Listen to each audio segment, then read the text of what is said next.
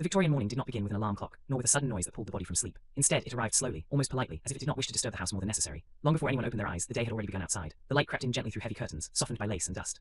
The air in the room was cool, sometimes cold, depending on the season, and carried the faint smell of coal smoke drifting in from distant chimneys. A Victorian woman usually woke early, not because she was rushed, but because the day itself demanded it. Sleep ended when the body had rested enough, or when the natural light made it difficult to remain asleep any longer. There were no glowing screens, no buzzing devices calling for attention. The room was quiet, so quiet that even the smallest sounds became noticeable. The distant clatter of horse hooves on stone streets, a bird settling on a windowsill. The gentle creak of wood as the house shifted in the morning air. She would lie still for a few moments, fully awake but not yet moving. There was no reason to hurry. The day stretched long ahead, filled not with excitement but with routine. The ceiling above her was familiar, often cracked slightly from age. The walls held the chill of the night, and the blankets, though heavy, had cooled. Getting out of bed meant leaving warmth behind, so she waited, breathing slowly, gathering herself for the simple effort of rising. When she finally moved, it was with care. Victorian beds were tall, often rocked on a small step or stool to climb down. The floor beneath her feet was cold, especially in winter. There was no central heating to warm the room overnight. Fireplaces existed, but they were not kept burning through the night in most homes. Warmth had to be earned later with effort and time. The first moments of the day were quiet and solitary. Even in busy households, the early morning belonged to stillness. Other members of the family might still be sleeping, and servants, if present, would be beginning their own routines elsewhere in the house. For many women, especially those of the middle and lower classes, there were no servants at all. Every task of the day would fall upon their own hands. She might wash her face with cold water from a basin, poured carefully from a ceramic jug. The water shocked the skin awake, and there was no option for warmth unless someone had risen earlier to heat it. Soap was simple and harsh, leaving the hands dry. There were no mirrors as we know them today, only small reflective surfaces that showed a blurred version of the face looking back. This was not a time for vanity, but for readiness. Hair was arranged slowly, deliberately. Long hair was common, and it required patience. Brushes passed through it again and again, not only to smooth it, but to clean it. This daily brushing was essential, as washing hair frequently was uncommon. Styles varied depending on fashion and class, but all took time. Pins were placed carefully. Nothing was rushed because rushing led to mistakes, and mistakes took even longer to fix. The house itself was still dim. Curtains remained drawn, and candles or oil lamps might still be lit in darker corners. The smell of wax or oil lingered faintly in the air. Light was precious and used carefully. Windows would be opened later, once the day fully arrived, but for now, the morning unfolded slowly indoors. As she dressed, layer by layer, the weight of clothing became familiar. Undergarments first, then the long dress, then additional layers depending on the weather. Clothing was not chosen for comfort alone, but for respectability and habit. Each piece served a purpose, even if it made movement slower. Buttons were fastened by hand, sometimes with the help of another person, sometimes alone, twisting and reaching behind her back. Time passed quietly. There was no clock constantly reminding her of minutes slipping away. If a clock was present, it ticked softly, almost politely, marking time without urgency. The morning routine could take an hour or more, and no one thought this excessive. This was simply how life moved. Eventually, she would leave the bedroom, closing the door gently behind her. The hallway outside was cool and shadowed. Wooden floors creaked under careful steps. She moved through spaces she knew by heart, every corner familiar, every sound expected. The house felt alive in a subtle way, settling into the day along with her. Downstairs, the morning air felt different. Closer to the kitchen or common rooms, faint smells of yesterday's fire lingered. Ashes waited to be cleared. The work of the day had not yet begun, but it waited patiently. Nothing would happen on its own. Every meal, every comfort, every clean surface required human effort. Before breakfast, there was often a moment of pause. A Victorian woman might stand near a window and look outside, watching the street slowly come alive. A milk delivery, a neighbor sweeping their step, a cart passing by. These small observations were part of the morning, quiet and repetitive, offering no excitement, yet grounding the day in familiarity. This was not boredom as we understand it today. There was no expectation of stimulation. The mind settled into the rhythm of routine, finding comfort in repetition. The day did not need to entertain. It only needed to be completed. As the light grew stronger and the house warmed slightly with movement, the morning truly began. But the waking hours remained gentle, unhurried and soft. Nothing dramatic happened. Nothing was meant to. The Victorian morning was simply the beginning of another long, ordinary day, unfolding slowly, one quiet task at a time. And so, with the day now awake, she moved forward, ready to begin the next familiar ritual, carrying the calm stillness of the early hours with her. After the quiet act of waking and washing, the Victorian woman turned to one of the most time-consuming parts of her morning, getting dressed. This was not a simple matter of pulling on a single garment. Dressing was a careful, layered process that followed habit, tradition, and social expectation. It required patience, memory, and time, lots of time. The room was still cool, and she often dressed near the bed, where the last warmth of sleep lingered in the blankets. Clothing had usually been laid out the night before, folded neatly or draped over a chair. There were no closets filled with endless options. Most women owned only a few dresses, each one worn repeatedly and maintained with care. Every garment mattered. The first layer was the chemise, a simple, loose undergarment made of cotton or linen. It was plain, soft from repeated washing, and designed to protect the outer clothing from sweat and oils. The fabric felt cool against the skin. There was nothing decorative about it. No one but the wearer was meant to see it, and that was exactly the point. Next came the corset. This was the most discussed and misunderstood piece of Victorian clothing. Contrary to popular imagination, most women did not tightly lace themselves to the point of pain every day. For many, the corset provided structure and support, much like modern undergarments. Still, putting it on took effort. She wrapped it carefully around her torso, fastening the front and then tightening the laces at the back, pulling gradually, evenly. If another woman was nearby, a sister or maid, she might ask for help. If not, she managed alone, reaching behind her with practiced movements. Once secured, the corset changed how she moved. Her posture straightened naturally. Breathing became slightly shallower, more controlled. This was familiar, not shocking. She had worn similar garments since adolescence. The body adapted to routine just as the mind did. Over the corset came petticoats, often more than one. These added warmth in winter and shape year-round. Each petticoat was tied at the waist, the fabric brushing against her legs as she walked. The soft rustle of cloth followed her movements, a quiet sound that became part of daily life. These layers were practical, insulating the body and protecting the outer dress from dirt and wear. Then came the dress itself. Day dresses were designed for work and daily responsibilities, not for beauty alone. They were long, covering the ankles with sleeves that reached the wrists. Buttons ran up the back or the front, small and numerous, each one fastened by hand. This alone could take several minutes. Fingers learned the pattern by heart, button after button, every morning, every day. The weight of the dress settled onto her shoulders and hips. Once fully dressed, she felt complete, properly prepared to be seen, even if no one else was yet awake. Clothing was not just protection from the cold. It was a signal to herself and others that the day had begun and duties awaited. Shoes came next. These were sturdy, practical, and often worn until they could no longer be repaired. She slipped her feet into them carefully, fastening laces or buttons. There was no rush. Walking outside meant dirt, mud, and long hours on her feet. Shoes were chosen for endurance, not fashion. Hair already brushed was now arranged fully. Styles varied with fashion and age, but most were simple and secure. Hair was pinned up, kept neat and out of the way. Loose hair was associated with children or informality. A woman's hair reflected her respectability. Once finished, it would remain that way for most of the day. Jewelry, if worn at all, was minimal. A small brooch, a plain ring, something sentimental rather than decorative. Many women wore nothing at all. There was work to be done, and ornamentation served little purpose. By the time she finished dressing, the room felt different. Not warmer exactly, but more alive. The act of dressing marked a transition, from private to public, from rest to responsibility. Even if she stayed indoors all day, she was now fully part of the world. The mirror offered a final glance. Not a critical one, but a practical one. Everything in place, nothing out of order. Appearance mattered, but not in a modern sense. It was about propriety, about fitting into the expected shape of society. Once dressed, movement became slower and more deliberate. Sitting, standing, bending, everything required awareness. This influenced how tasks were approached. Nothing was rushed, because rushing did not suit the clothing or the culture. Life adapted itself to the pace of fabric and buttons. Leaving the bedroom again, now fully dressed, she stepped into the day properly. The house felt ready to receive her. Floors creaked, skirts brushed doorways, and the soft sound of fabric followed her from room to room. Dressing was not a performance. No one applauded. It was simply something that had to be done every day without complaint. And yet it shaped the rhythm of life. It slowed the morning, created space for thought, and set a calm tone that often lasted until evening. With her clothing in place and her body prepared for the long hours ahead, she was ready to begin the real work of the day. Breakfast waited. Fires needed tending. Hands would soon be busy. But for now, the simple act of dressing was complete. Another quiet ritual finished. Another ordinary moment passed as the day continued to unfold. Breakfast in the Victorian era was not something that appeared quickly or effortlessly. It was not poured from a box or reheated with the press of a button. It was a slow, deliberate process that began long before anyone sat down at the table. For many women, the work of breakfast started as soon as they were dressed, sometimes even earlier, while the house was still quiet and cool. The kitchen was often the coldest room in the house at this hour. Overnight, the fire had died down completely, leaving only grey ash and the faint smell of smoke. The first task was always the fire. Without fire, nothing else could happen. No warm food, no tea, no comfort. She approached the hearth with practiced movements. Ashes had to be cleared carefully, scooped out and set aside. Kindling was arranged by hand, small pieces of wood first, then larger ones. Paper or dried scraps were placed beneath, struck with a match that flared briefly before settling into flame. Lighting the fire required patience. Too much wood too soon would smother it, too little and it would die. While the fire slowly came to life, she moved around the kitchen, opening shutters or curtains to let in the early light. Morning sunlight filtered in softly, catching dust in the air. The room was simple and practical. Wooden tables, shelves lined with ceramic bowls, metal pots hanging from hooks. Everything had its place because disorder made work harder. Water was needed next. In many homes, water had to be carried in by hand from a pump or well outside. The basin was heavy, and the walk was repeated several times a day. Cold air met warm breath as she stepped outside briefly, returning with water sloshing gently in its container. This water would be used carefully. Nothing was wasted. Tea was central to breakfast. Preparing it was almost ceremonial. Water was set to heat slowly over the fire, not boiling too fast, not too weak. Tea leaves were measured carefully, often reused once or twice. Cups were placed out neatly, one by one, each one handled gently. There was no rushing because spilling meant extra work and broken dishes were costly. Food itself was simple. Bread, often baked the day before, might be sliced thickly. Butter, if available, was used sparingly. Porridge was common, made from oats cooked slowly in water or milk. It required constant stirring to prevent sticking. This stirring could take a long time, standing over the fire, feeling its warmth on the face while the rest of the room remained cold. If eggs were available, they were cooked carefully, never wasted. Meat, if served at breakfast at all, had been prepared long before. Leftovers from the previous day were reused thoughtfully. Nothing was thrown away without reason. As food cooked, she cleaned as she went. There was no separate time for tidying. Surfaces were wiped, tools returned to their places. Efficiency was quiet and unspoken, learned through repetition rather than instruction. The smell of breakfast gradually filled the house. Warm oats, toasted bread, brewing tea. These smells traveled slowly through hallways and up staircases, gently waking other members of the household. There were no loud announcements that breakfast was ready. People simply knew. While waiting for food to finish, she might pause briefly, standing near the hearth, hands resting loosely, eyes unfocused. This was not rest exactly, but a moment of stillness between tasks. These moments happened often throughout the day, small pauses that filled the space where modern life demands constant activity. Once everything was ready, the table was set, plates placed carefully, utensils aligned, cups positioned just so. Even in modest homes, order mattered. The table did not need to be impressive, it only needed to be proper. Family members gathered quietly. Conversation, if any, was minimal at this hour. The day had only just begun, and there was no urgency to fill the silence. Eating was unhurried. Each bite was taken slowly. There was time to chew, to sip tea, to sit without distraction. For the woman who had prepared it all, breakfast was both nourishment and confirmation. The work she had done was now visible, useful. The fire burned steadily. The food was warm. The household functioned. After eating, there was no sense of completion. Breakfast was not an end, but a transition. Dishes had to be cleared. Water heated again for washing. Ashes adjusted. Leftovers stored carefully. The kitchen was restored to order, ready for the next task. There were no shortcuts. Everything took as long as it took. This pace shaped the day, slowing thoughts and movements alike. There was no frustration about this. It was simply reality. By the time breakfast was fully finished and cleaned away, hours might have passed since waking. Yet the day still stretched long ahead. There was laundry to do, rooms to clean, sewing to attend to, errands to consider.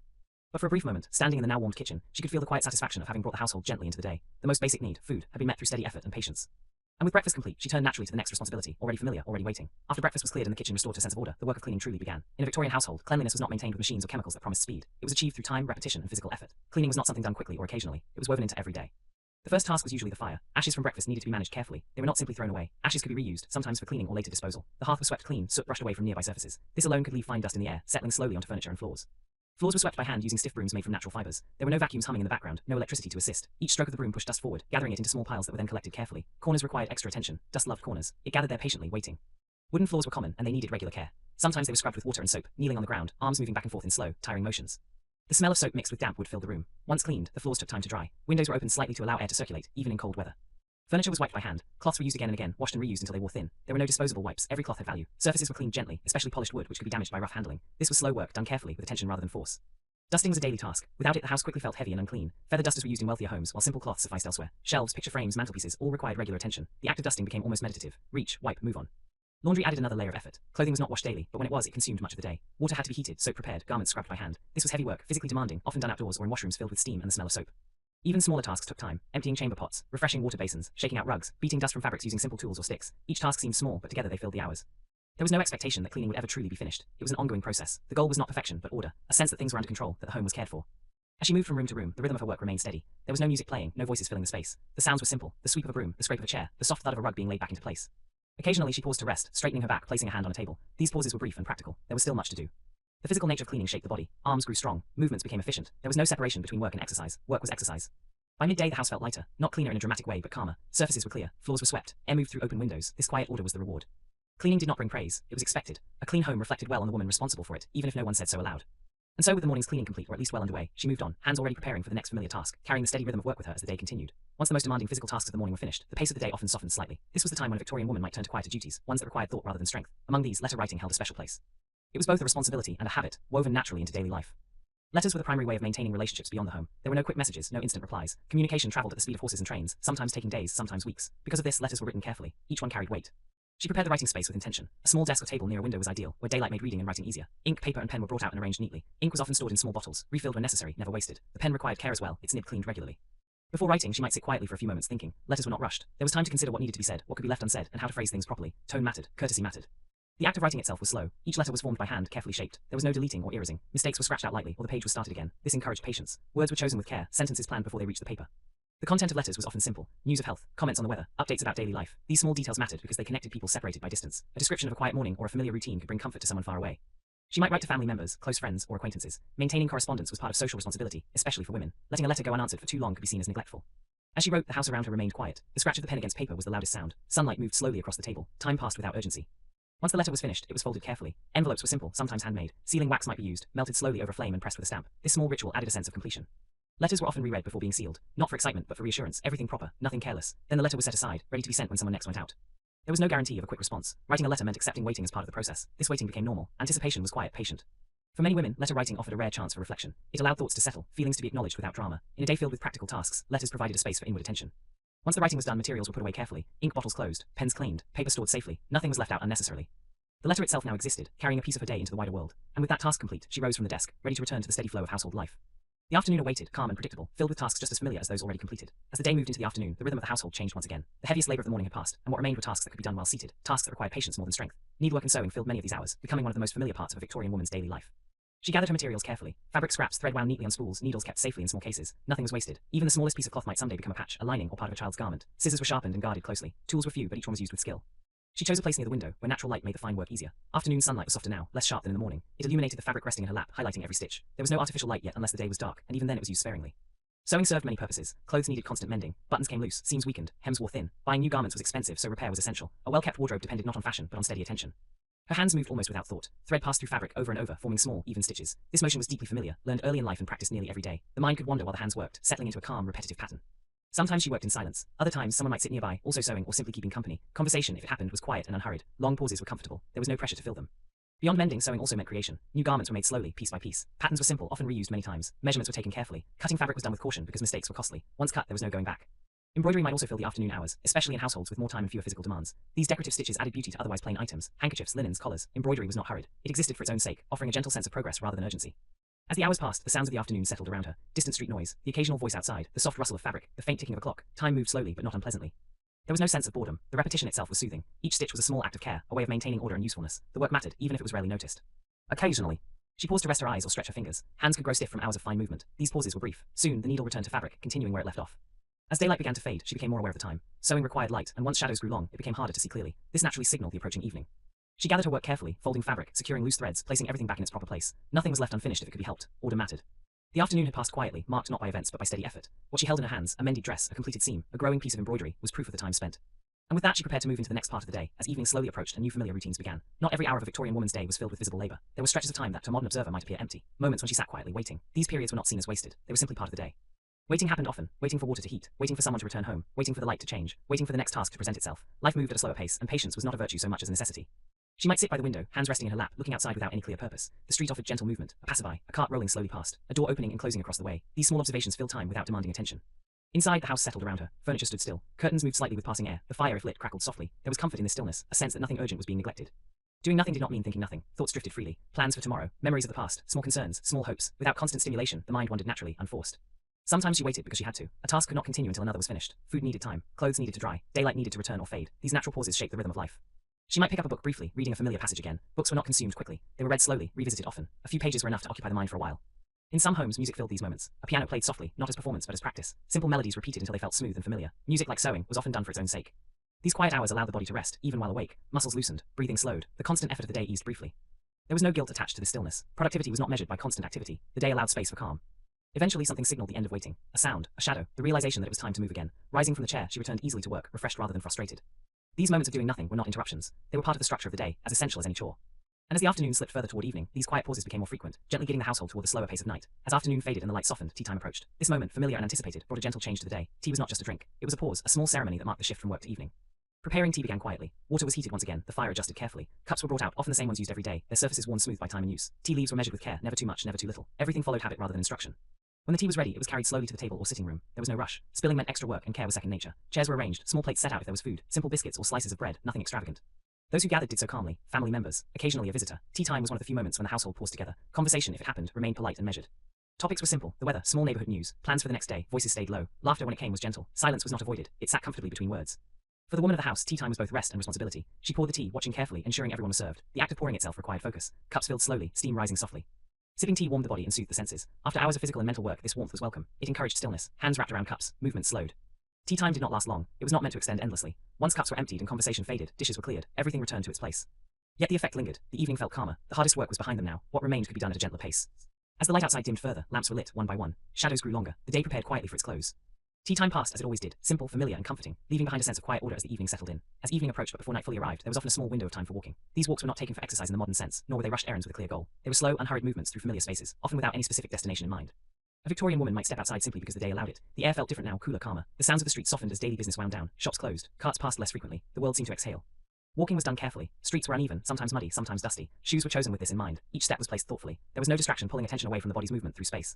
She might walk along the same path she had taken many times before, past the same houses, the same gates, the same familiar corners. Nothing needed to be new to be meaningful. Familiarity brought comfort.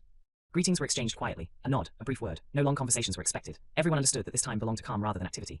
If she walked with someone, the pace remained slow, arms linked gently. Silence often filled much of the walk, broken only by occasional remarks about the sky or the air. These walks were not about talking. They were about being present. Nature played a role, even in towns. The sound of leaves, the movement of clouds, the fading light. These details were noticed because nothing else demanded attention. Without constant noise, small things became important. Walking without a destination allowed the mind to rest. Thoughts drifted without urgency. There was no need to plan or decide. The body moved forward, and that was enough. Eventually, the light grew too dim, or the air too cool. Turning back felt natural. There was no regret about how far she had gone or what she had seen. The walk had served its purpose simply by happening. Returning home, she stepped back into the quiet warmth of the house. Doors closed gently behind her. Shoes were removed. The evening continued, steady and predictable. These walks were small, easily overlooked parts of the day, yet they helped balance the stillness indoors with gentle movement, offering a sense of connection to the world beyond the walls. And with the walk complete, the night drew closer, bringing with it the final routines of the day. Evening did not mean the day's work was over. For a Victorian woman, much of the household's unseen order depended on quiet management. This was not about dramatic decisions or large events, but small, steady tasks that kept the house running smoothly. Every item, every corner, every process mattered. She moved through the rooms with careful attention. Candles or oil lamps lit her way, casting long, gentle shadows across walls and floors. Light was precious, and she made sure it was used wisely. Flames were adjusted, wicks trimmed, soot scraped from lamps, and fires tended so they would not die overnight. Each small adjustment required thought and patience. Tasks included checking on the day's work. Clothes mended or laundered were stored carefully, linens folded with precision, surfaces wiped, chairs and tables aligned as they had been before, ensuring that the room looked orderly even if no one else noticed. Order itself carried quiet satisfaction. Meal preparation for the evening or next day might begin slowly. Ingredients were measured, pots arranged, nothing hurried. Attention to detail mattered because mistakes required extra effort. The process was calm, repetitive, almost meditative. There was a rhythm to these tasks that allowed the mind to settle while the hands worked. If servants were present, instructions were given quietly. Orders were gentle but precise. Every task was accounted for, which room needed dusting, which laundry needed washing, which fire needed tending. In households without help, the work fell entirely to the woman herself. She accepted it as natural, part of life's steady pace. Silence dominated. Conversations were rare and noises were kept soft. The house's atmosphere reflected this quiet diligence. The creak of wood, the scrape of a broom, the flicker of candlelight, these became the day's soundtrack. The pace was slow because it had to be slow. Nothing was rushed and nothing was wasted. She also monitored comfort. Blankets folded for the night, chairs adjusted for seating, drafts checked, windows closed or opened depending on the air and season. The goal was readiness. The home needed to be prepared not just for activity, but for stillness for the quiet hours to come. Records might be kept, accounts checked, lists reviewed, supplies counted. Everything was noted, even if no one else would see the care taken. This organization was invisible labor, essential but unremarkable. Its purpose was to prevent small problems from growing, to maintain calm in every corner of the household. By the end of this silent management, the house had shifted subtly. Rooms were brighter, floors tidier, fires warm. Even the air seemed calmer, as though the presence of attentive care had settled it. Nothing flashy, nothing dramatic, only quiet order established and maintained. This was not excitement, but it was necessary. The work created stability, comfort, and continuity. In the slow rhythm of a Victorian evening, these small acts mattered more than any outward recognition. And with the household quietly prepared, she could move to her next familiar duty, letting the steady day continue toward night. As darkness settled across the house, the work of the day did not end. Evening brought its own set of chores, tasks that required careful attention and gentle movement. Without the benefit of electric lights, everything was done by candle or oil lamp, casting flickering shadows and creating a calm, almost dreamlike atmosphere. The first task often involved tending fires. Coal or wood needed adjustment. Flames were checked to ensure they would last through the night without dying out. Ashes were swept lightly from hearths, placed where they could be disposed of safely in the morning. Firelight illuminated the room in warm, shifting patterns, and each movement had to be deliberate to avoid accidents. Tables and surfaces were wiped down again. Dust, which settled quickly, was brushed away, and items were returned to their places. Chairs were aligned, books and letters stacked neatly. The house, like a living being, required constant attention, and each evening offered a final opportunity to maintain order before rest. Laundry, if not already done, might be attended to in a smaller, simpler way. Clothes were folded or patched, fabrics checked for the next day's wear. Small repairs, buttons replaced, hems reinforced. The repetition of these tasks was quiet work, done with calm concentration and without hurry. Dishes from the evening meal were washed carefully by hand. Water had to be heated over the fire if none remained warm. Soap was used sparingly. Each item scrubbed, rinsed, and set to dry. The rhythm of these movements was steady, almost hypnotic. By the time the dishes were complete, the kitchen was quiet again, with only soft shadows dancing across its walls. If there were children or younger family members, bedtime routines were beginning. Clothing changed into nightwear, hair brushed and pinned simply. Quiet stories or soft conversation prepared them for sleep. A woman might assist gently, her own movements slow, careful, and measured. Evening chores also included preparing the household for the next morning. Water basins filled, candles or lamps placed in convenient locations, clothes laid out or folded neatly. Every small act ensured that the following day could begin with ease and order. The work, though repetitive, carried a rhythm that soothed the mind. Candlelight flickered across walls and floors. Shadows shifted with each movement. There was no urgency. Each task was simply done, carefully, completely, and with attention to detail. By the end of the evening chores, the house felt calm. Surfaces gleamed softly in lamplight. Floors were clear. Fires were stable. Everything was in its place. The day's work, though slow and steady, left a sense of quiet accomplishment. And as she finished, the final moments before bed arrived gently. Nothing dramatic, nothing exciting. Only the steady, predictable rhythm of a Victorian home preparing to rest, the day winding down in soft, deliberate motions. After the chores were complete and the household settled into evening calm, many Victorian women turned to reading. Unlike today, books were precious and fewer in number, so the same volumes were often read and reread many times over. This repetition was not tiresome. It was comforting, a steady companion in the quiet hours before sleep. She chose a book carefully from a small collection on a shelf or desk, perhaps a volume of poetry, a novel, or letters collected in a leather-bound book. The pages were soft with age, the ink sometimes faded, but the words held meaning still. Books were not hurriedly consumed. Each sentence was absorbed slowly, deliberately, as if savoring a familiar flavor. Seated near the window or under the glow of a candle, she opened the book and began. Reading by candlelight required care. Shadows danced on the page. Light flickered and moved with each breath of the flame. Eyes adjusted to the dim glow, taking in every word with patience. There was no rush to finish. The story could unfold at the pace of her own choosing. Familiar stories offered comfort. She might read passages she knew almost by heart, pausing to reflect, to imagine the scenes, or simply to enjoy the cadence of the words. This quiet focus, repeated evening after evening, created a sense of rhythm in life that was soothing and predictable. Sometimes she made notes in small journals or on scraps of paper. Observations, thoughts, or personal reflections could be recorded carefully. Writing in this way was slow and deliberate, an extension of thought rather than a chore. The act of writing, paired with reading, became almost meditative. Outside, the world was dark and still. The only sounds were faint footsteps in the hall, the occasional creak of floorboards, or the whisper of wind against the window. Inside, she was fully present with the book, the world contained within its pages. Reading was rarely social at this hour. It was personal, quiet, a chance to be alone with one's own thoughts, yet connected to the wider world through literature. Characters and stories provided company, companionship, and gentle engagement. Hours could pass in this calm fashion. Eyes traced familiar words. Thoughts drifted alongside the narrative. The mind rested in the gentle predictability of the story, even as the body grew tired from the day's work. Eventually, fatigue would signal the end. The book was closed, carefully placed back on its shelf. Candle or lamp extinguished. Shadows reclaimed the room. The day, so full of small, measured activity, was nearly complete. And as she prepared for bed, the comfort of familiar stories lingered. Reading, like every other task in a Victorian woman's day, was deliberate, quiet, and steady, a small, gentle act that marked the progression of time without rush or distraction. In the Victorian household, visits from neighbors, relatives, or acquaintances were a slow and formal affair. Invitations were planned in advance, letters sent, and replies awaited with patience. Often, preparation for such visits consumed hours, even though there was no guarantee anyone would appear. Yet the ritual itself was considered essential, a mark of propriety and careful management. She began by inspecting the rooms likely to receive guests. Floors were swept again if necessary, chairs arranged symmetrically, tables cleared of any unnecessary objects, surfaces polished, cloths smoothed, and curtains adjusted so that the light fell evenly across the room. The aim was to create an impression of order and calm, even if the household had been busy earlier in the day. Tea sets were often prepared in advance, cups and saucers laid neatly, spoons placed beside them, a teapot waiting to be filled with water and leaves when visitors arrived. If any treats were planned, biscuits, cakes, or preserves, they were arranged with care on plates or in small dishes. Even if no one came, the readiness itself mattered. It reflected diligence and attentiveness, the quiet competence of the woman overseeing the household. She might tidy smaller details, dusting picture frames, straightening cushions, adjusting the placement of a rug. Everything was considered, nothing too extravagant, yet nothing overlooked. A polished household was not a show of wealth, but a sign of care, propriety, and order. Sometimes she paused to imagine the visit. Who might come? What would be said? The conversation was expected to be polite, restrained, and measured. Small talk about the weather, children, or recent events would pass slowly, in a rhythm that reflected the unhurried pace of life. There was no need for excitement, no dramatic stories. Silence, when it occurred, was natural and acceptable. If she had a younger sibling or a maid assisting, instructions were given carefully. Where to place chairs, how to serve tea, how to respond politely to guests. Timing was important, and every gesture had a purpose. Even in the absence of visitors, this preparation reinforced the household structure and discipline. As time passed, she waited, attending to minor details while keeping the rooms ready. Often, visitors would not arrive. Perhaps the letters had been delayed. Perhaps the weather or other obligations prevented the visit. Yet the work had already been done, and that mattered. Readiness itself was a form of accomplishment.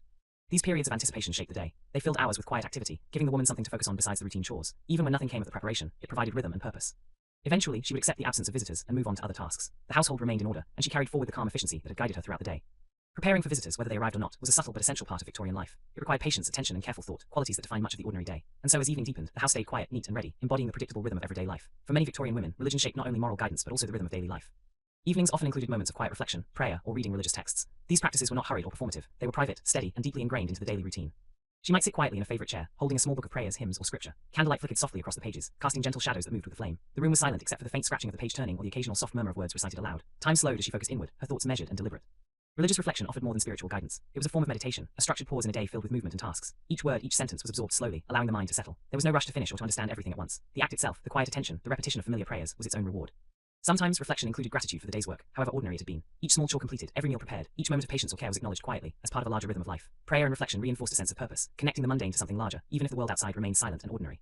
The flickering candlelight created an intimate atmosphere. Shadows moved gently across the walls, elongating and shrinking with each shift of the flame. The air was still, except for the faint creak of the house settling. In this quiet, even the smallest sounds became part of the experience, the soft rustle of pages, the slight sigh of breath, or the distant footsteps of other household members. Some women engaged in more extended contemplation, pondering moral questions or life choices. Others simply recited familiar prayers, allowing the words to fill the mind without further thought. The purpose was calmness, order, and mental preparation for the coming night. These moments of stillness also provided clarity. They helped separate the day's practical labor from the mental and emotional rest that followed. The day had been long, repetitive, and filled with small responsibilities, but these reflective periods offered gentle closure. After a while, the book was closed, prayers finished. Candlelight remained for a short time, allowing her to absorb the quiet and steady peace that reflection had offered. There was no hurry to move on. Silence lingered comfortably, like a soft blanket around the household. Religious reflection, though unassuming and routine, marked an essential rhythm in the Victorian day. It shaped the mind, prepared the body for rest, and offered a gentle transition from the active hours of afternoon and evening to the calm stillness of night. And so, with thoughts quieted and mind settled, she prepared for the final evening rituals, the slow progression toward bedtime and rest. As night settled fully over the house, the final meal of the day awaited, the evening meal. Unlike breakfast or midday meals, it was often simpler, quieter, and more subdued. The heavy labor of the morning was over, and the fire, carefully tended throughout the day, provided warmth and light for the small gathering. Preparation began slowly. Leftovers from earlier meals might be repurposed, combined with fresh ingredients if available. Bread was sliced, vegetables boiled or stewed, and tea or water set near the table. There was no rush. Every motion was deliberate. The aim was nourishment, not spectacle. Table settings were modest. Plates, utensils, and cups arranged neatly. Candles placed to provide soft, consistent light. Nothing ornate unless for special occasions. The ritual itself mattered more than display. Family members gathered quietly. Conversations were calm and restrained. Topics were practical or reflective. News from neighbors, minor events of the day, reminders for tomorrow. There was no entertainment, no sudden excitement. The meal offered sustenance for both body and quiet thought. For the woman who had prepared the meal, it was both a final labor and a moment of observation. She ensured everyone was served, refilled drinks, and smoothed away spills quickly. Even the smallest tasks were done with care. Attention to detail defined the day's work. Eating was unhurried. Chewing, sipping, and simple commentary filled the time. Each bite was acknowledged. The pace of the household slowed further, moving in harmony with the fading light outside and the gentle warmth of the fire. Once the meal was complete, dishes were washed carefully by hand. Water had to be heated again if necessary. Soap was applied sparingly. Pots and plates scrubbed, rinsed, and set aside to dry. The kitchen gradually returned to order, prepared for the next day's work. Evening meals, though simple, marked an important rhythm. They created a sense of closure, a signal that the day's labor was nearly complete. There was satisfaction in this quiet accomplishment, even if unspoken. Afterward, the household often lingered briefly in the warmth of the rooms, adjusting chairs or tidying surfaces. There was no hurry for sleep yet, but the pace of life had slowed considerably. The rituals of the day, waking, cleaning, sewing, reflection, and nourishment, culminated in this quiet stability. And as the fire burned low, shadows stretched across familiar walls, offering gentle comfort. The day filled with small and steady acts prepared naturally for the next, rest, renewal, and the chance to repeat the slow, deliberate rhythm once more. With the evening meal completed and the household quiet, the final routines of the day began. Nighttime preparations were deliberate, slow, and almost ceremonial, marking the transition from activity to rest. For Victorian women, these rituals were as important as any task performed during the day. The first step was often preparing the bedrooms. Bedding was checked carefully, sheets smoothed, blankets folded or arranged to provide warmth through the night, pillows fluffed and positioned neatly. Nothing was left haphazard. Comfort and order mattered, even in the private space of sleep. Clothing for the next day was sometimes laid out or adjusted. Nightwear carefully arranged, buttons fastened, and hems straightened. Every garment was treated with care, ensuring that the morning routine would run smoothly. Even small details were attended to, reinforcing the sense of quiet control over daily life. Candles or oil lamps were managed with attention. Wicks trimmed, flames adjusted, and the light positioned safely to last through the night. Fireplaces, if in use, were set to burn low and steady, providing warmth without risk. Safety and foresight were key, as accidents with fire were a real concern. Personal hygiene was attended to again, hands washed, faces cleansed, hair brushed gently, often pinned or tied back for the night. These small acts prepared the body for rest while maintaining the standards of propriety expected throughout Victorian society. Any final tidying was completed. Objects returned to their places. Floors checked for crumbs or dust. Even the smallest disorder was corrected, leaving the household calm and orderly. This final sweep reinforced the day's rhythm, work, reflection, and preparation. For the woman herself, these tasks also offered a moment of reflection. The day's labor was behind her. Meals prepared, cleaning done, letters written, and sewing completed. She could appreciate the quiet stability of her environment. The house felt safe, warm, and under control. As she settled into bed, the rhythm of life slowed further. The steady passage of hours, the familiar sounds of the household at rest, and the soft flicker of the final lamps created a cocoon of comfort. Sleep was the next natural stage, and the body and mind, shaped by the day's routines, were ready. Nighttime rituals were not glamorous or exciting. They were deliberate, quiet, and consistent, yet they defined much of daily life, marking the end of one day and preparing for the next. In their own unassuming way, these final tasks reinforced the structure, discipline, and calm that characterized the Victorian household. And with the house prepared and the body ready, the day quietly came to its natural close, leaving space for sleep, dreams, and eventual renewal. The day was ending, and with it the slow, deliberate rhythm of a Victorian woman's life settled into its quiet conclusion. Every task, every small effort, every minute of waiting or reflection had shaped the household, molded the rhythm of time, and established order. Now came the final moments before sleep, the moments that completed the cycle. She lay in bed, the blanket smooth, the room quiet, the fire either dying down or extinguished. The sounds of the house were faint, the creak of settling wood, the soft sigh of the wind, the occasional distant footstep in the street. These minor noises were comforting, reminders that life continued outside even as the household rested. Her mind wandered over the day's work. Every chore, the washing, sweeping, sewing, letter writing, preparing meals, replayed in quiet satisfaction. Nothing flashy, nothing extraordinary, just steady, reliable care. There was pride in having maintained calm and order, even if no one else noticed. This invisible labor had sustained the family and upheld the household's dignity. She thought of the people she had corresponded with, the letters sent, the stories read, the prayers offered. These small, deliberate acts were part of life's rhythm, a way to connect beyond the walls of the home, to remain part of a larger world without leaving the safety of her space. The quiet reflection was accompanied by bodily awareness. Fatigue from the day's physical labor, the sweeping, carrying water, mending clothing, was present but gentle, a reminder of effort well spent. Muscles relaxed, breathing slowed, the body prepared naturally for rest. Sleep, when it arrived, was peaceful. The steady pace of the day, structured around unhurried tasks and quiet reflection, allowed the mind to let go. Dreams were calm, unhurried, and untroubled, mirroring the rhythm of the hours that had passed. The house, finally at rest, seemed to exhale alongside her. The life of a Victorian woman was often described as confined or boring, yet within this apparent monotony was a complex web of responsibility, ritual, patience, and care. Every act, no matter how small, lighting a fire, folding a dress, sweeping a floor, was meaningful. Each contributed to the functioning of the household and the maintenance of social propriety. As the night deepened, the house remained still. Candles extinguished, doors quietly closed, the fire dimmed, every detail in place, every responsibility temporarily fulfilled. The slow, deliberate rhythm of the day was complete. And when morning came again, she would rise, wash, dress, and begin the cycle anew. The day might appear ordinary, even tedious to an outside observer, but for those living it, it was a life of quiet mastery, careful thought, and continuous, deliberate effort. The closing of the day was simple, unremarkable, yet deeply significant. In the calm of night, with the household resting, a Victorian woman could reflect on the day's labor and know that she had maintained order, upheld standards, and contributed to the steady life of her family. In this ordinary, quiet way, each day concluded, only to begin again with the same deliberate pace, the same rituals, and the same calm efficiency that defined life for countless women of the Victorian era. Evening in a Victorian household was not simply about preparing for sleep. It was also a time for quiet entertainment and pastimes that required little physical effort but occupied the mind. After a long day filled with cooking, cleaning, sewing, and letter writing, the pace of life slowed, allowing the household's women and children to engage in activities that were gentle, deliberate, and comforting. These hours were marked by soft lamplight or candlelight, the flicker of flames creating warm shadows across the walls, and the faint smell of soot from the fire. The atmosphere was hushed yet alive with subtle movement and sound, as individuals chose activities that fit within the calm rhythm of the home. One of the most common evening pastimes was reading aloud. This was often done by the woman of the house herself, or by anyone in the family who had been chosen to read for the group. Novels, poems, religious texts, or travelogues might be read aloud, one passage at a time, allowing listeners to absorb the words slowly. Reading aloud required a careful, measured voice, with attention to pauses, emphasis, and clarity, so that the story was not rushed and every word could be appreciated. This practice, though simple, was an intimate form of entertainment. It encouraged imagination, reflection, and conversation, as listeners might ask questions or offer their own interpretations of the text, fostering subtle engagement with ideas while remaining within the quiet of the home.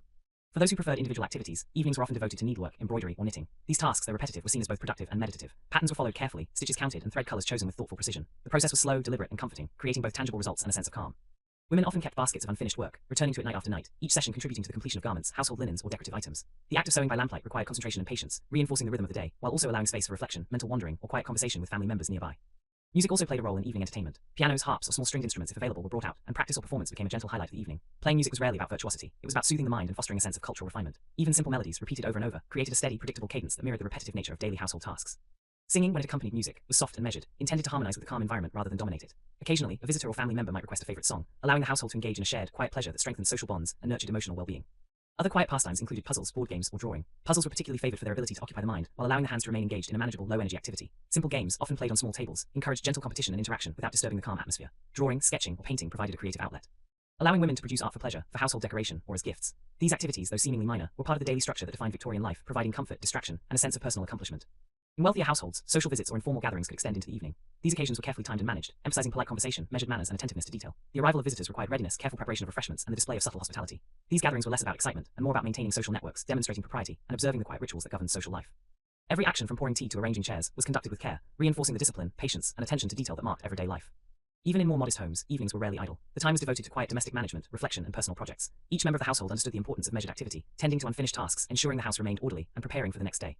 These moments also offered a chance for observation and contemplation, allowing women to notice details that had been overlooked during the busier hours, whether the shifting light on a table, the texture of a well-worn rug, or the placement of a cherished object on a shelf. The combination of these quiet pastimes, reading, sewing, music, drawing, puzzles, and social management, formed an essential part of Victorian life. Evenings were long, but they were spent in ways that reinforced self-discipline, creativity, and attentiveness. There was a rhythm to these activities, a predictable ebb and flow that mirrored the patterns of work, reflection, and care that defined the household. They provided solace after hours of physical labor and mental diligence, offering women space for thought, engagement, and personal expression, without disrupting the calm order of the home. In these hours, the household existed in balance. Every task had its place. Every movement was measured. Even boredom, if it arose, was tempered by the quiet structure that governed the day. Through repeated engagement in these evening pastimes, women cultivated patience, mindfulness, and a sense of continuity, a private mastery of time and space that defined life behind the domestic walls. The night deepened, the quiet activities wound down, candles flickered lower, and the household moved naturally towards sleep, ready to begin the cycle again the next day.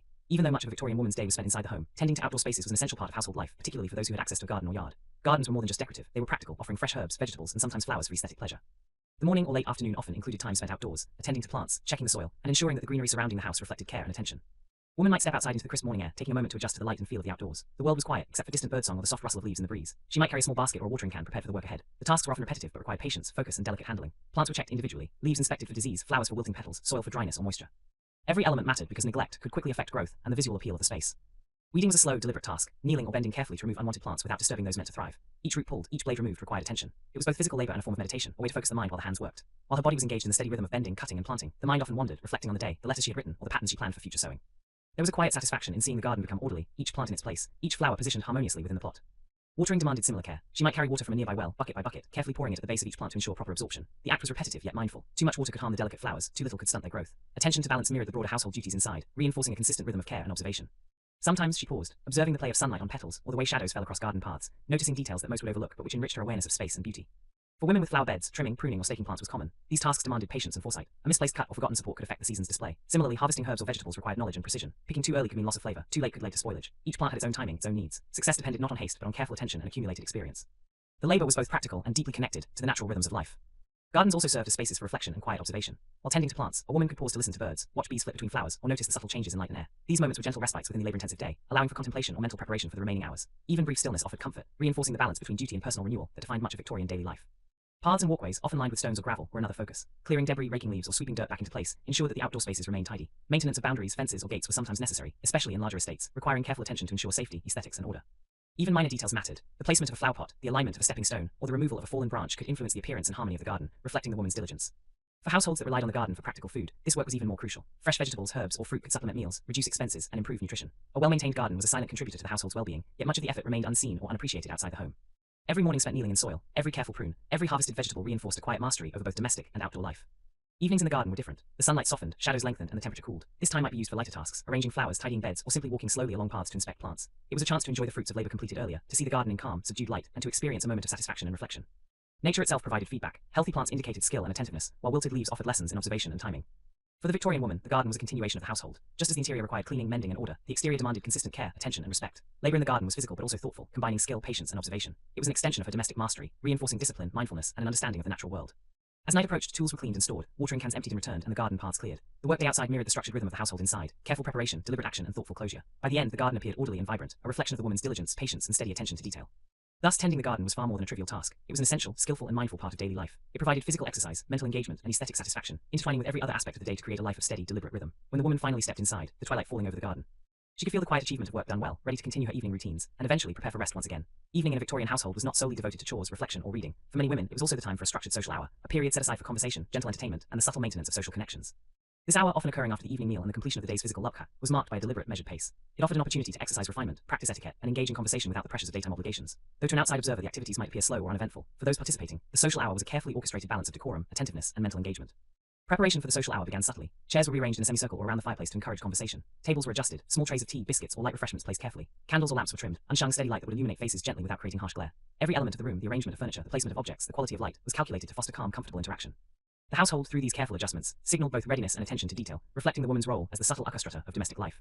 Once assembled, the social hour followed predictable patterns. Polite greetings were exchanged with attention to tone and gesture. Small talk prevailed, discussions of the weather, minor events in the neighborhood, children's progress at school, and occasional reflections on literature or music. There was a rhythm to the conversation, slow and deliberate, allowing pauses between remarks to convey thoughtfulness. Interruptions were rare, and silence when it occurred was not uncomfortable. Rather, it was a space for reflection, an acknowledgement of calm, and an opportunity to absorb the surroundings. For the woman presiding over the hour, participation required constant subtlety. Eyes and attention were divided between multiple tasks. Pouring tea, unshung cups were never empty, listening attentively, and offering measured remarks. The act of serving was itself an exercise in careful observation. Tea leaves were poured with precision, milk or sugar added according to known preference, and cups carried with steady hands. Even the smallest mistake, a spilled drop, a misaligned saucer, was met with gentle correction, reinforcing the household's ethos of calm, careful lubka. These seemingly minor actions maintained the smooth flow of conversation and prevented any disruption to the serene environment. The conversation itself was often restrained but meaningful. Personal topics were approached cautiously, avoiding controversy or arguments. Hyama when offered was subtle, gentle, and well-timed. Individuals listened attentively, nodded politely, and responded with measured thought. The social hour reinforced norms of civility and composure, training all participants in patience, attentiveness, and careful communication. In a world without rapid communication, these moments of interaction were essential for maintaining social bonds, exchanging information, and reinforcing a household's reputation within the community. Entertainment during this hour could vary, though it was always quiet and controlled. Music might be introduced, with someone at the piano playing a familiar tune or a song being sung softly. The performance was unhurried, repeated if necessary, and intended not to impress with virtuosity, but to soothe and provide a gentle focus. Similarly, reading aloud could occur, with short passages from novels, poetry, or letters shared with the group. Every act was measured, reinforcing the deliberate packing that defined Victorian domestic life. Even activities such as knitting, embroidery, or sketching could be incorporated, allowing hands to remain busy while minds engaged in conversation or reflection. Observation played an important role during the social hour. The woman might note the posture of guests, the alignment of furniture, the placement of refreshments, and the overall mood of the room. These subtle cues allowed her to maintain control over the environment, unshung that the atmosphere remained calm, orderly, and hospitable. Social success was not measured by excitement or loud interactions, but by the smooth, seamless flow of conversation and activity, the gentle balance between engagement and repose. As the hour progressed, participants often became quieter. Conversation slowed further, becoming reflective or contemplative. The fire crackled softly in the background, shadows danced across walls and furniture, and the smell of extinguished candles or simmering tea lingered in the air. The room became a cocoon of warmth, calm, and predictability. These moments provided not only social interaction, but also mental rest, a gentle transition from the business of day to the quiet of night. Finally, the social hour came to a close. Cups were collected, trays returned to the kitchen, and chairs restored to their usual positions. The household returned to its private routines, personal reflection, reading, or preparation for bed, carrying with it the calm structure established during the evening gathering. Though brief, this period reinforced the rhythm of Victorian life: work, reflection, social engagement, and rest, all conducted in measured, deliberate pace. In essence, the evening social hour exemplified the balance Victorian women maintained between domestic luck, mental engagement, and social responsibility. Though unremarkable to modern eyes, it was a vital part of daily life, requiring attention, patience, and subtle skill. It cultivated refinement, reinforced household discipline, and provided a gentle space for connection, quietly shaping the character, habits, and emotional intelligence of those who participated. As night deepened and the hour ended, the household transitioned smoothly into the final stages of rest, the work of the day complete, and the quiet mastery of domestic life preserved. In the quiet hours of the evening, after the house had been tidied and evening meals completed, a Victorian woman often turned her attention to the delicate art of letter writing. Letters were the lifeblood of social and family connections, bridging distances that travel and conversation could not cover. This practice was not merely functional, it was a ritual steeped in careful consideration, etiquette, and meticulous attention to detail, reflecting the discipline and refinement that shaped everyday life. Letter writing began with preparation. Stationery was selected with care, paper chosen for texture and quality, envelopes prepared for the recipient, and ink carefully poured into a well. Quills or fountain pens were sharpened or refilled, unshung that each stroke would be clear and deliberate. The act of writing demanded patience. Smudges, misaligned text, or uneven lines were to be avoided, as they reflected both personal diligence and household propriety. In this sense, writing a letter was an extension of domestic order. Each sheet of paper, each carefully formed word, contributed to a larger sense of discipline and refinement. The content of letters was often formal and thoughtful. Social etiquette dictated that even casual correspondence adhered to rules of politeness, tone, and phrasing. Greetings were carefully composed, often reflecting both respect and familiarity. The body of the letter addressed events, inquiries, and reflections, balanced to maintain appropriate decorum. Topics ranged from family health and household news to inquiries about social events, ongoing business matters, or the welfare of friends and distant relatives. Every sentence was crafted slowly, with attention to flow, clarity, and nuance, so that the letter would communicate effectively without seeming hasty or careless. While composing, the woman might pause frequently to consider the recipient's perspective, reflecting on how her words would be interpreted. Each sentence could be revised multiple times to ensure proper tone, eliminate potential misunderstandings, and convey subtle emotional undertones. A single word chosen poorly could alter meaning, and Victorian women were acutely aware of the social implications of their correspondence. In this way, letter writing was both an intellectual and emotional exercise, demanding thought, empathy, and foresight. Once the letter was written, it was carefully folded and sealed. Wax seals were sometimes used, pressed with a signet or unique design, both to secure the document and to mark it as a symbol of the sender's attention and care. Even the choice of sealing wax, its color, texture, and scent, was deliberate, conveying subtle messages to the recipient. The act of sealing transformed the letter from a mere collection of words into a physical manifestation of intention, care, and thoughtfulness. Letters were stored or collected in designated spaces until they could be dispatched. In larger households, a servant might deliver letters to a nearby post office or arrange for their collection. In smaller homes, the woman herself might take responsibility, walking to the local post or arranging for delivery. The act of sending a letter, though seemingly mundane, was the culmination of careful effort, ensuring that the time spent writing would reach its intended audience with dignity and purpose. Receiving letters was equally structured. Upon arrival, correspondence was handled with care. Envelopes opened carefully, contents read thoughtfully, and responses noted. Reading was deliberate, no letter was rushed. Each word was considered, and the act of responding required the same patience and attention as the original writing. In households where multiple members corresponded, letters might be read aloud, shared with family members, or annotated with notes for future reference. This process reinforced both literacy and attentiveness, as well as the household's sense of connectedness to the wider social world. Letter writing also provided a form of mental engagement and personal reflection. While composing, a woman might think through events of the day, plan future actions, or articulate her observations and emotions in a structured way. It was a quiet, intellectual pastime, a mental exercise that complemented the physical and domestic labor of the day. It allowed for expression, connection, and communication without leaving the boundaries of the household, maintaining the calm rhythm that defined Victorian life. Even in the absence of urgent news or pressing matters, letter writing filled the evening hours. It offered structure and purpose, reinforcing the discipline cultivated throughout the day. The process was never hurried. Each action, from choosing paper to dipping the pen, from composing sentences to sealing the envelope, was performed with deliberate care. This slow, attentive method reflected the broader rhythm of Victorian daily life, where patience, mindfulness, and attention to detail were valued above haste or efficiency. As the evening drew to close, letters were gathered and prepared for delivery the following day. The workspace was tidied, pens cleaned, and ink securely stored. Each letter represented hours of thought, reflection, and careful effort, a tangible record of communication, discipline, and domestic competence. The act of writing and sending letters, though seemingly ordinary, was a crucial component of social life, household management, and personal development. It was a form of engagement with the world beyond the home, while simultaneously reinforcing the quiet mastery of time, space, and attention that defined daily life. In essence, the art of letter writing encapsulated the measured, deliberate, and patient rhythm of Victorian womanhood. It combined intellectual activity, emotional reflection, social responsibility, and domestic order into a single purposeful practice. Each letter, carefully written and sent, contributed to the household's function, social presence, and personal satisfaction. It was a gentle, disciplined, and profoundly significant way to mark the passage of time, bridging the quiet interior of the home with the wider social world in which a Victorian woman lived. As the day drew to close, and the household had settled into quiet routine after meals, chores, and social or private activities, many Victorian women devoted a portion of the evening to reflection and journaling. While modern society often emphasizes external accomplishments, in Victorian life, these quiet moments of introspection were central to maintaining personal equilibrium and mental clarity. Journaling was both a practical and emotional activity, a method to process thoughts, record daily events, and reflect on one's place in the household and society. The act of journaling began with preparation. A favorite writing desk, often positioned near a window or under the soft glow of a candle, was cleared and organized. Inkwells were filled, pens sharpened, and paper carefully arranged. The physical environment mirrored the internal desire for order. The process itself was deliberate, slow, and intentional. Victorian women treated journaling as a sacred task, a private ritual in which every detail, light, position, and writing implement was selected with care to facilitate concentration and reflection. Once seated, the woman might pause before beginning, gathering her thoughts. The day's activities, rising early, cleaning, cooking, tending children, letter writing, and perhaps outdoor work were mentally reviewed. Each task, each interaction, each subtle observation of household life could be recorded in detail. Some entries were practical, noting the completion of tasks, whether patterns, the condition of the garden, or social engagements. Others were introspective, offering a window into emotions, anxieties, aspirations, or reflections on morality and personal conduct. Journaling allowed for a measured contemplation of life's ordinary, yet significant moments.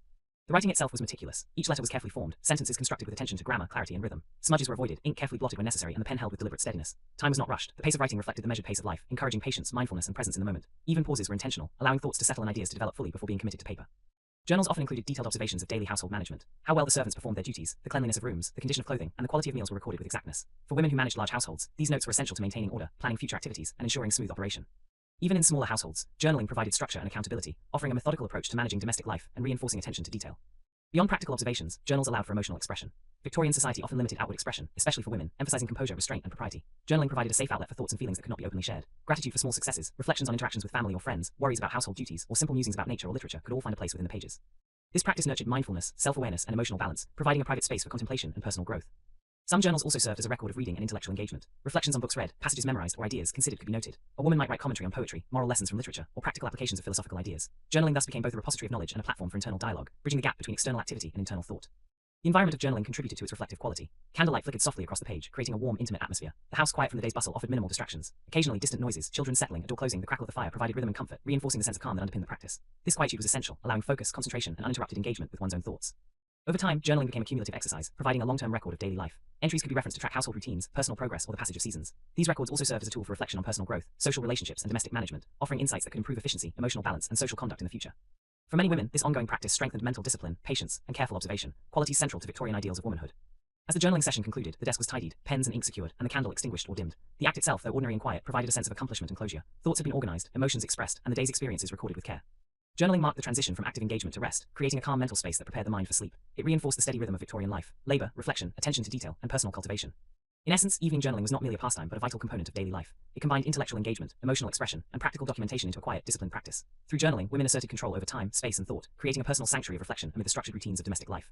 It was an ordinary yet profound activity, emblematic of the measured, deliberate, and introspective rhythm that defined Victorian womanhood. For Victorian women who were mothers, a significant portion of the day, and especially the evening hours, was devoted to the care and supervision of children. The role of a mother extended far beyond providing meals and physical care. It encompassed education, moral instruction, emotional guidance, and the subtle shaping of manners and behavior.